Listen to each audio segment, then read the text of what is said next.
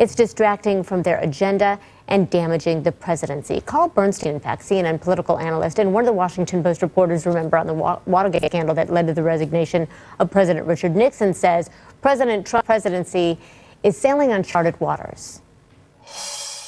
I think something much greater is happening, and that is that we are in the midst of a malignant presidency. And that malignancy is known to the military leaders of the country, it's known to the Republican leadership in Congress who recognize it, and it's known to the intelligence community.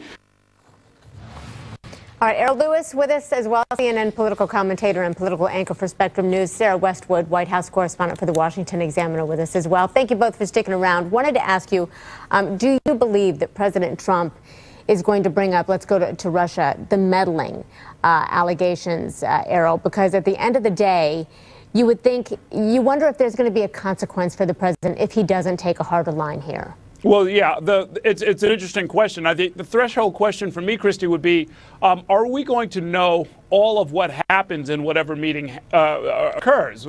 Even a sideline meeting, there can be a transcript. I would advise the White House that that would be the best way to quell any fears that there's something untoward that's going on, that something as close to full transparency be achieved so that we know exactly what is said. And yes, there will be some real outcries, I think, if people don't hear our president of this United States step up and say, you cannot interfere in our elections. I mean, now the question, of course, is that Donald Trump has said up until recently, repeatedly, over and over again, that he thinks that it's fake news, it didn't happen, there is no collusion, there's nothing to see here. If that is really how he truly feels, it would be odd to hear him sort of take a different approach when he's face-to-face with Vladimir Putin. So I'm not expecting to hear anything, but again, I think the key is the transparency. Whatever is said, we really need to know about it. Sarah, would it not serve the president in some way? Because if he called Russia on it, if he took a harder line, would it in any way dilute this whole notion that Russia was working on his behalf? Well, some sort of collusion in terms of that investigation? Certainly, I think that he would suffer consequences at home if he didn't bring up the election meddling, even in passing. Even if he just briefly mentioned it, he would spare himself a lot of grief back home, because you're right, there are these allegations, so far unsubstantiated, that his campaign colluded with Russians during the presidential election. So there is sort of an obligation for him to put a little bit of that to rest by bringing up the subject of election meddling with Putin. I think there are other very important issues that he will have to discuss with Putin during this meeting, so it'll really be interesting to see how long he'll have with the Russian president. Syria will probably be the most pressing topic that he would bring up, because the conflict there has been escalating so much in recent weeks, particularly with regards to Russia. But certainly if he doesn't bring up election meddling, I think he will just invite a whole lot of unnecessary criticism that he could just easily avoid by putting in a mention of it at the meeting. All right, let's talk about the White House refusing to answer questions regarding the president's attacks on a female news anchor. I want to listen here together to Kellyanne Conway, first of all. Do you endorse what the president sent out in those tweets? I endorse the president's right to fight back when he is being mercilessly attacked. What I was asking you about is whether you endorse the president's comments, the president's attacks, and apparently you do.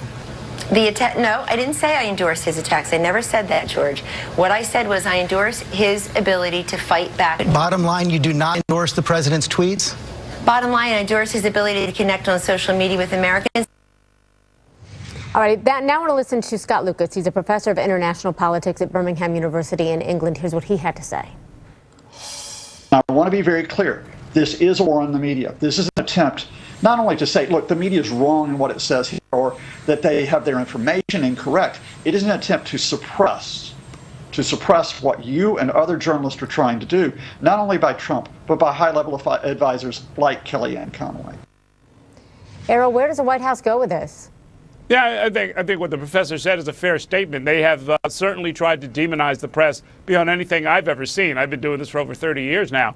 I do think, though, that what they're also sort of calling the question on is a certain kind of brinksmanship. We don't have a lot of remedies to deal with a president who is, dishonest, or who is obscene, or who mounts these kind of crazy personal attacks. You don't impeach somebody for that. You don't invoke the 25th Amendment and try and have the cabinet remove him.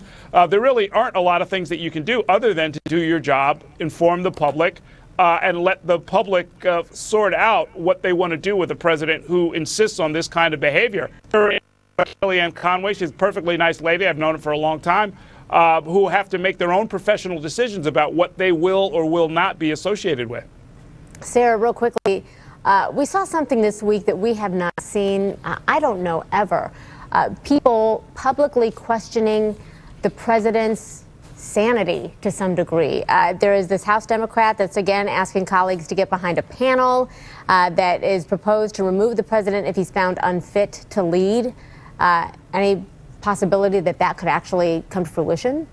No, I don't think that questioning the mental stability of the president is going to be an effective strategy from Democrats. I don't know that it's even fair to do that. We've seen this movie play out before with President Trump time and again. He'll tweet something controversial. It'll get Washington up in arms for a couple of days, and then everything will die back down. And that's essentially what we've seen over and over again since the campaign. I don't expect that this time we would see any kind of different result. Any difference. Right. Errol Lewis, Sarah Westwood, always appreciate you being here. Thank you.